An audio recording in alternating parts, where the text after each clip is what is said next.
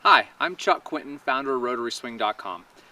One of the most common questions I get about the golf backswing is how much should my wrist set at each phase in the backswing? It's a really common question. The reality is the answer is incredibly simple. The simplest way to think about this is that as your swing is about halfway done, you should have roughly half your wrist set done. When the swing is about a quarter of the way done, you should have a quarter of the wrist set done. The trick is just learning how to do this naturally. Your wrist will set the proper amount by learning how to respond to and feel the weight of the club head. Now, if you're really handsy and armsy with it and your grip pressure is really tight, hence your wrists are going to be locked in place, you're never going to learn how to feel the club properly. But if you're moving during the backswing with your body and you're learning how to take the golf club back with your body rotation rather than just your arms and hands, then it will be very easy to keep your wrists and arms and hands very supple, and your wrist cock, your wrist will naturally set the proper amount as you start taking the club back. And let me show you. So the first thing I'm going to do is I'm going to learn to use my body first.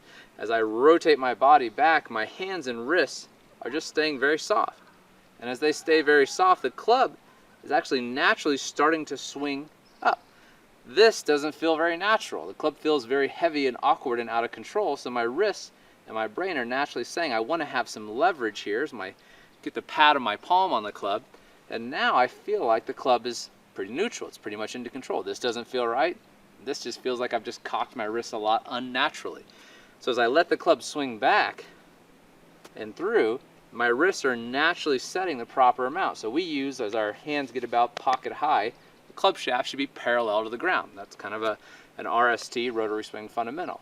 As I keep turning and my shoulders are almost fully turned, now the club shaft is vertical as my left arm is horizontal to the ground. Again, club's just balanced and neutral. As I go to the top, it finishes the set primarily as I start back down.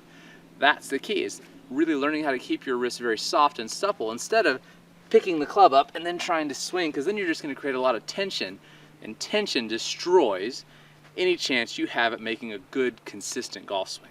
You want to be very relaxed, you want to be very soft, you want to be very supple, so that you can start to feel the weight of the club head swinging, and that's how you'll determine what your wrist should tell you, how much your wrist should cock. So start to practice getting your clubs, take 2 or 3 clubs at a time and swing them back and forth, get some momentum in them so you can start to feel the club head how it naturally wants to swing.